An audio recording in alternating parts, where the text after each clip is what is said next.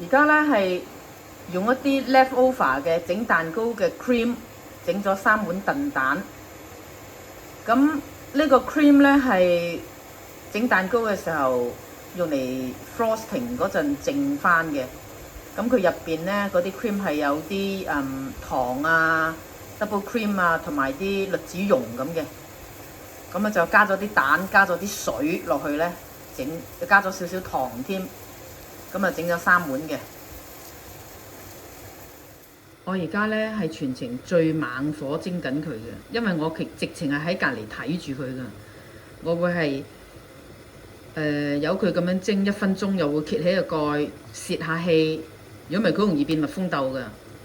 咁睇下情形咧，又會再攪下佢咁樣，等佢均勻啲嘅，等佢熱得均勻啲啊。就因為如果你唔攪佢咧，佢通常就會喺個邊嗰度就開始熟去中間。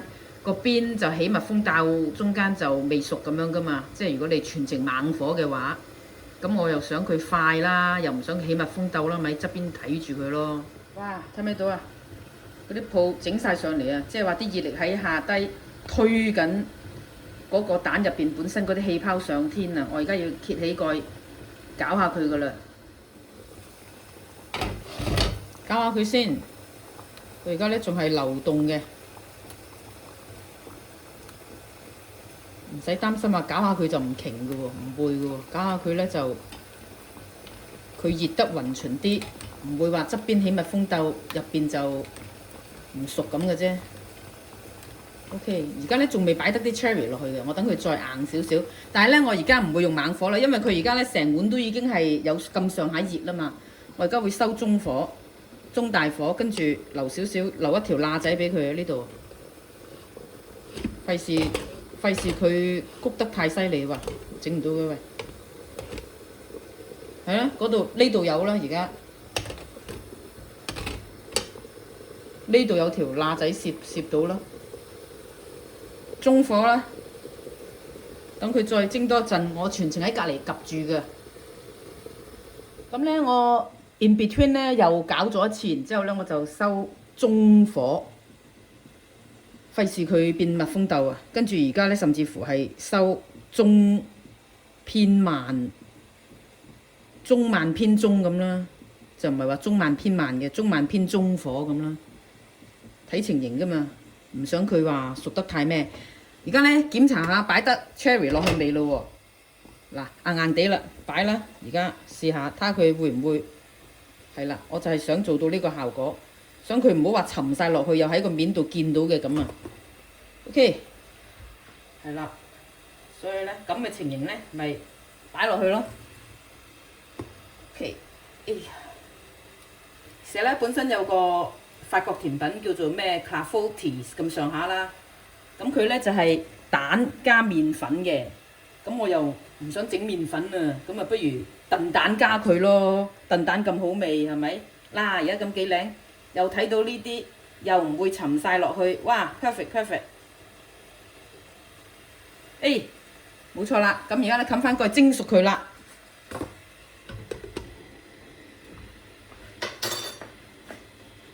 可能俾多佢而家咧，因為啱擺咗啲嘢落去又凍咗啦嘛，又加翻猛少少火先，中火啦，或者中火。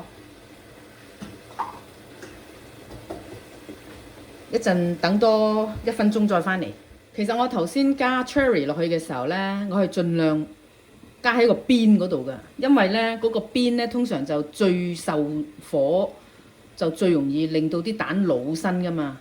咁老身就食起上嚟唔滑，唔係咁好噶啦。所以咁你加啲 cherry 落去，佢咪等佢唔好咁容易老身咯，係咪？即係盡量啦，你都做唔到擺晒去個邊噶啦。咁然之後呢，我咪話中火嘅，中火咗一陣之後呢，我係收慢咗火嘅。不過我冇拍到咯。嗱，而家揭起佢睇下，你可以好明顯睇到呢一碗啊。得 zoom 埋去睇唔睇到先？呢一碗 OK， 試下 zoom 啦嚇。側邊呢碗呢，哎呀唔得添。呢碗 OK， 呢碗右手邊呢碗，佢呢中間都係漲起上嚟嘅。佢中間都漲嘅話呢，基本上佢係肯定係熟噶啦。所以呢，而家呢，佢應該嚟講嗱，你 test 下佢啦，係嘛？睇幾硬，中間都唔係幾喐啦。咁我哋呢，冚住熄火，由佢焗佢5分鐘到咧，佢就肯定係會 perfect 熟晒㗎啦。即係個 status 係好 perfect 好滑嘅 ，hopefully 啦吓，咁我食嘅時候再拍啦。